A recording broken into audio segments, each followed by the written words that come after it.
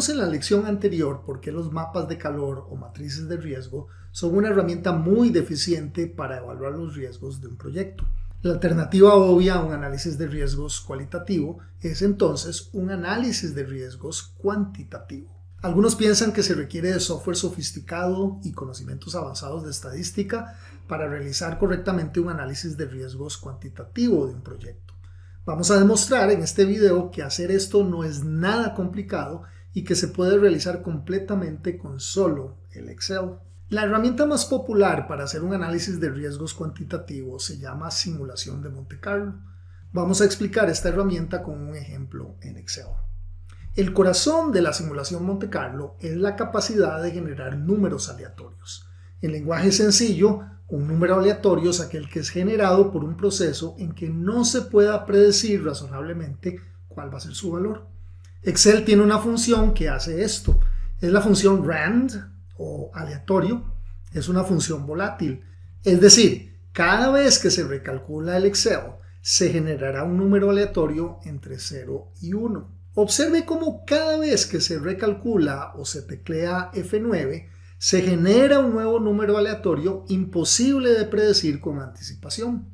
Cada uno de los números generados tiene exactamente la misma probabilidad de ocurrencia. Excel también tiene entre sus funciones más de una decena de distribuciones estadísticas. Exploremos la más popular de todas, la distribución normal. Para crear esta distribución se deben proveer dos parámetros, la media o promedio, denominada con la letra griega mu, y la desviación estándar, denominada con la letra griega sigma. La desviación estándar es una medida estadística que representa cuánto se alejan en promedio los puntos respecto del valor medio o mu. Por ejemplo, imagine un riesgo cualquiera para el cual hay datos históricos anteriores y del cual se pueden razonablemente calcular ambos estadísticos, mu y sigma, respectivamente con los valores de 300 como promedio y 100 como desviación estándar. Si bien la distribución normal se extiende desde menos infinito hasta más infinito, como vamos a enfocarnos en explorar el rango entre el promedio menos 3 desviaciones estándar, esto es 300 menos 300, 3 veces la desviación estándar de 100, lo que nos dará un punto mínimo de 0 para visualizar. En el otro extremo máximo ponemos 600, 300 de promedio más 3 desviaciones estándar de 100 cada una. De hecho, hay un enunciado absoluto para las distribuciones normales donde más del 99% de los datos se concentran en la media más menos 3 desviaciones estándar en cada dirección. De aquí es, por cierto, de donde se deriva el nombre de la metodología de calidad llamada 6 Sigma. Con estos elementos, ahora estamos listos para usar la distribución normal de Excel. Esta distribución se llama NORM-DIST. Observe que esta posee 4 parámetros requeridos. El primer parámetro es el valor para el cual se desea determinar su probabilidad asociada. Hacemos una referencia aquí a B8, la cual contiene un valor cualquiera arbitrario, en este caso 250. Luego, hacemos referencia a los dos parámetros requeridos para una distribución normal, respectivamente mu y sigma, la media y la desviación estándar. Finalmente, definimos el tipo de cálculo que vamos a realizar. Hay dos formas de visualizar una función de distribución. Si la queremos observar de forma acumulada, escribimos un verdadero. Si la queremos observar como una función de densidad, entonces escribimos un falso. Dejamos un valor verdadero para que la función calcule la probabilidad acumulada hasta 250. Al concluir esta función, observe que el valor calculado es de 31%. En otras palabras, en una función normal de media 300 y desviación estándar de 100, existe un 31% de probabilidad que se genere un valor medio menor o igual a 250. Si cambiamos el valor de 250 a 500, por ejemplo, la probabilidad acumulada calculada por la función es del 98%. Es decir, con los parámetros especificados, solo habría una probabilidad del 2% que se superasen valores de 500. Al escribir el valor de 300, que es exactamente la media, la probabilidad calculada es del 50%.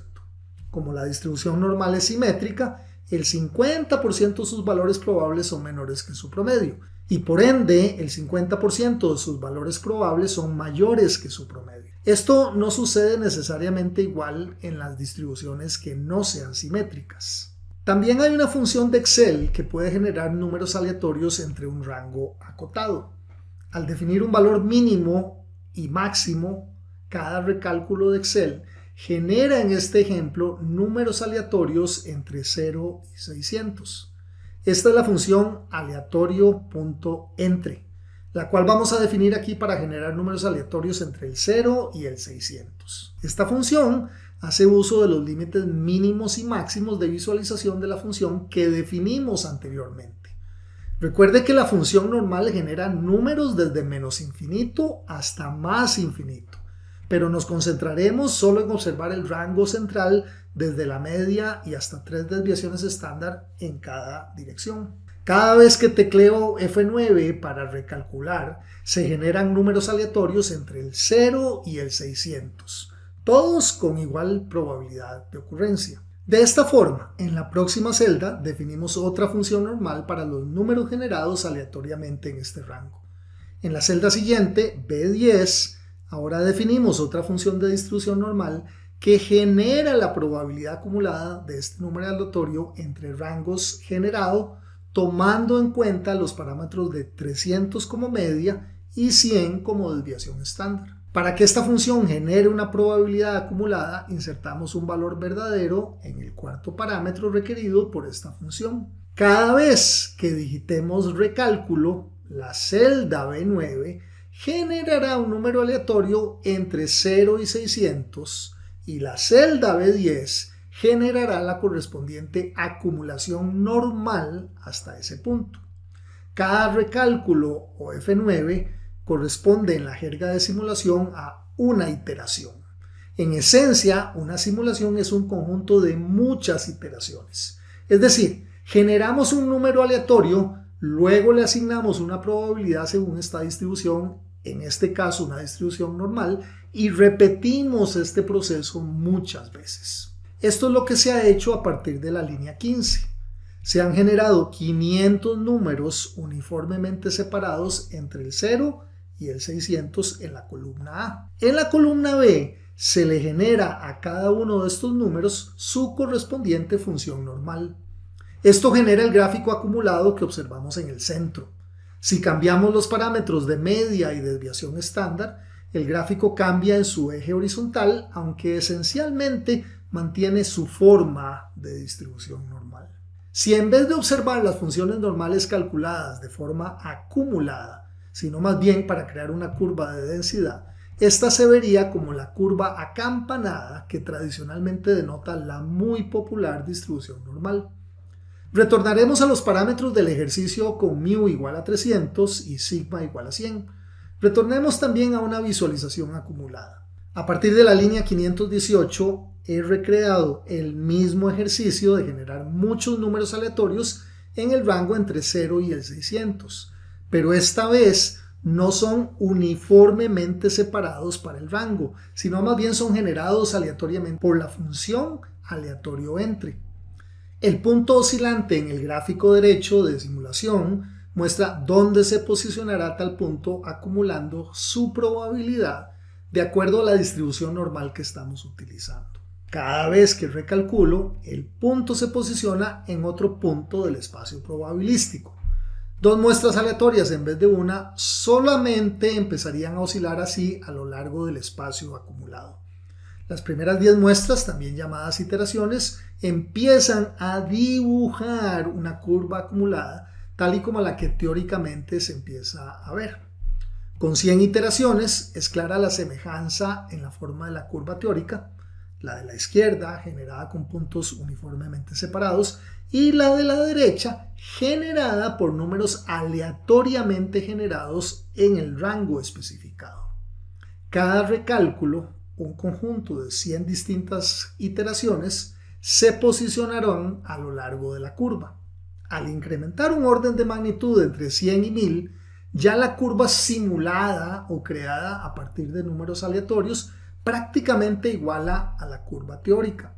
Al conjunto de todas estas 100 o 1000 o cualquier número de iteraciones lo llamamos una simulación.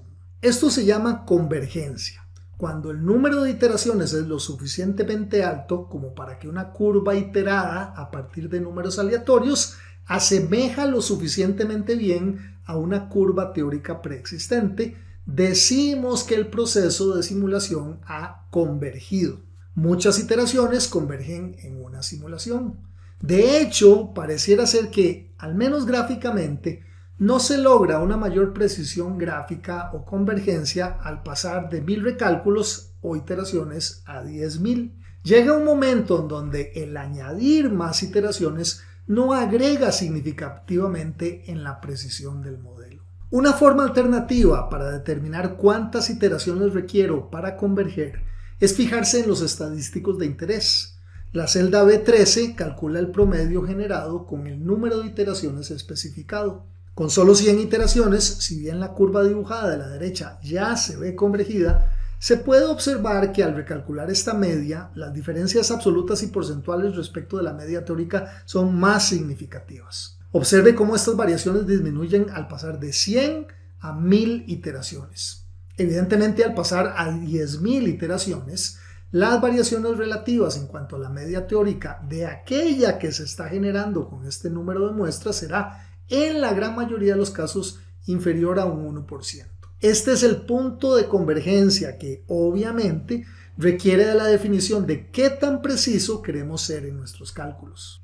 Ahora bien, puede ser que se pregunte, entonces, ¿para qué necesito yo recrear miles de iteraciones con números aleatorios la forma de una curva que ya de por sí sé cuál es su forma teórica y una sola función en Excel resuelve de una manera instantánea? Esto lo responderemos de forma completa en la próxima lección. Por ahora, basta decir que, si bien esto es cierto, en la práctica, la construcción de modelos requiere siempre de operaciones matemáticas entre varias distribuciones. Por ejemplo, en el caso que veremos, la cuantificación de un riesgo es esencialmente la multiplicación de una distribución de una probabilidad o frecuencia por una distribución de severidad o impacto. No necesariamente habrá una forma matemática teórica para la multiplicación de ambas variables. Cuando sumamos todos los riesgos, que a su vez son producto de multiplicaciones de frecuencias por severidades, tampoco tenemos una forma teórica para tal suma. Por lo tanto, hay que construir el modelo de forma iterativa, es decir, por medio de iteraciones que tomen números aleatorios, los combinen en una simulación y generen operaciones matemáticas de resultados combinados de salida. Esto es lo que veremos en la próxima lección.